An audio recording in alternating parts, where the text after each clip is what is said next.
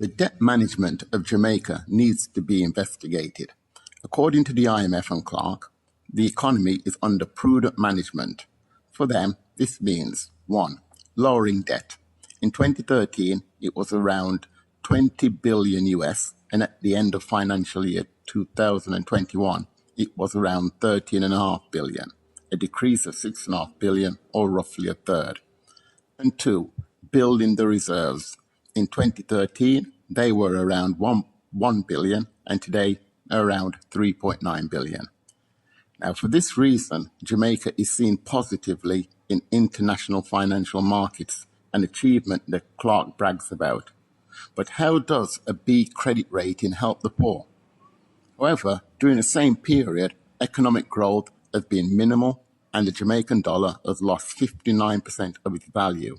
But these monumental problems that negatively impact daily life are ignored. The thing is, the country does not earn enough money to drastically cut debt and make such savings.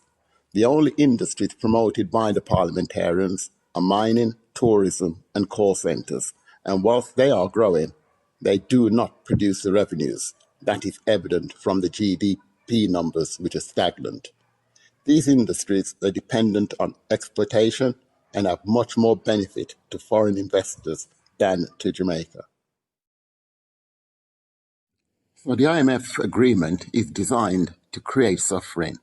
Taxes are being raised, new ones created. In fact, when Peter Phillips was Minister of Finance, he wanted to tax bank withdrawals, and another parliamentarian targeted remittances, but the people rejected such theft. Almost everything that enters Jamaica is subjected to tax. In 2017, an ambulance attracted tax because it was deemed a gift, and lithium batteries, a key component in renewables, have also taken a hit. Spending on basic needs such as education, healthcare, and roads have been sacrificed to repay debt and build the reserves. This is what is called austerity, and in 2015, it was reported that Jamaica was subjected to the severest form of it in the world. Well, it is ongoing and will continue until at least 2028 if we do not act and say enough is enough.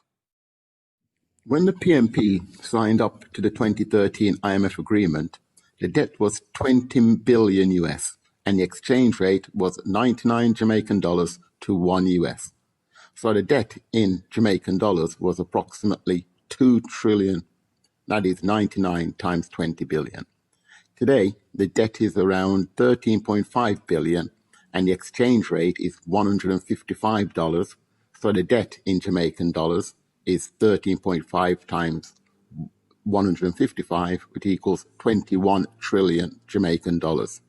So the debt is not falling in real terms. And here is Clark confirming this in a June interview last year. We're spending about $136 billion this year on interest payments. And those interest payments are payable on the nearly $2 trillion of debt that Jamaica has accumulated. So the Jamaican dollar has lost an incredible 59% of its value under the IMF policies. So the cost of imports rise, prices rise, but wages stay the same. And this is disastrous for the vast majority who are paid in Jamaican dollars, such as public sector workers. However, in an August interview, Clark was unconcerned. According to him, it is market forces. He went on to say, quote, "But what is good is that so far inflation has been in check." Inflation in check. He obviously does not do any shopping. The loaf of bread that cost $150 in 2016 is now $410. Last year, my shopping basket saw an inflation well over 15%. So nothing is good. Nothing is good. A 1% depreciation of the dollar equates to the debt growing by 13 billion and the interest payments increasing by 661 million. So this is a major issue. It is not good. But what is most alarming is the amount used to service debt.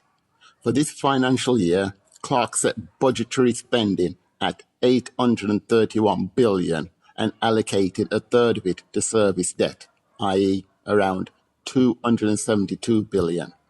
Now, in the following clip from June, he was questioned about debt repayments.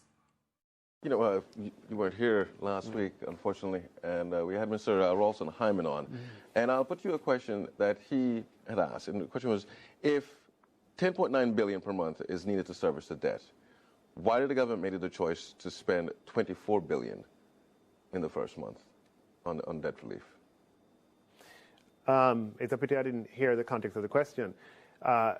We're spending about $136 billion this year on interest payments, and those interest payments are payable on the nearly $2 trillion of debt that Jamaica has accumulated. Interest payments are contractual and are paid when they are due. So I'm not sure what the point he was making was that it was an overpayment. Now, is he wrong in what he said, or was there in fact an overpayment for whatever reason on the part of the government? I don't recognize what he's speaking about. You may have misunderstood what he said. Unbelievable. He claimed to only know about interest payments and had no idea that $24 billion left the Treasury.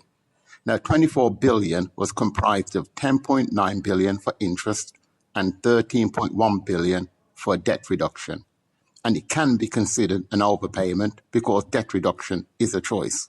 It can be renegotiated, but during an economic emergency, he preferred to cut budgetary spending, give the poor $27 per day, and maintain the amount used to reduce debt.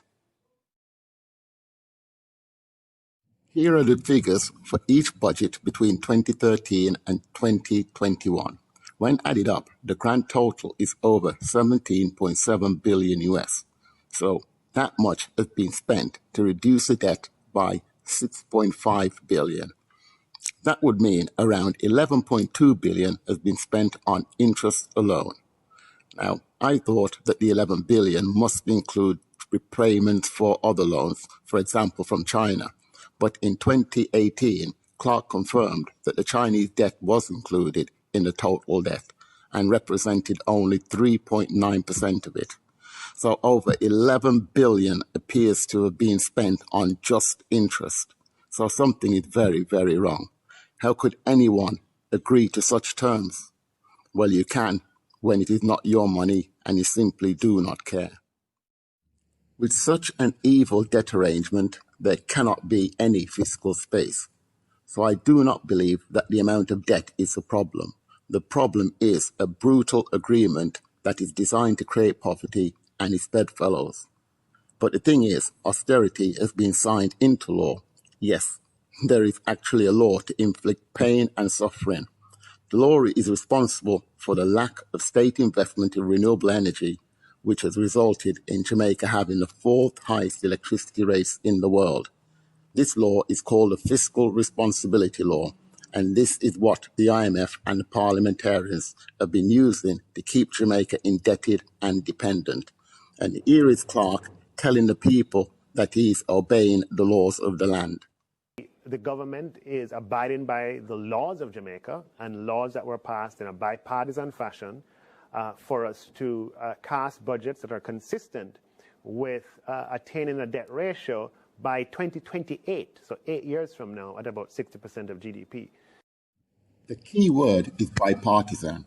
The JLP and the PMP work for the IMF and the World Bank, organizations created to maintain a system that creates policies with laws to keep the poor in poverty and dependent. So I am 100% certain that the Jamaican people would not have agreed to such a law if they knew the inevitable outcome. But laws can be challenged, and you can begin the process by signing the petition. This will show the government that the police are backed by the people, and I believe it would be foolish to ignore such a petition.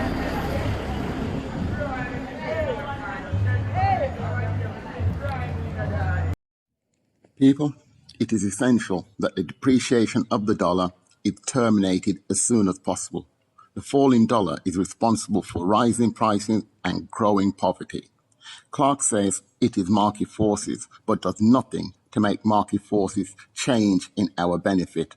For example, we get a lot of sunshine. A solar investment pays for itself within 4 years, but whilst cutting budgets, Clark has allocated 50 million US for a new parliament building. Well, he could have easily invested that money to take schools off the grid, but he prefers JPS to get a big chunk of the education budget every year and leave schools and parents in poverty. He actually prefers spending to investing. The import bill must be reduced to stop the continued fall of the dollar.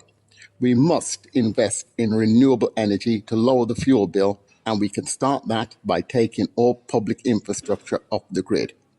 We must also have wind and solar-powered industries to produce goods for domestic consumption and reduce the importation of processed foods and products. The money is there to do it. This will create jobs and is actually a social intervention measure. So please sign the petition to get change.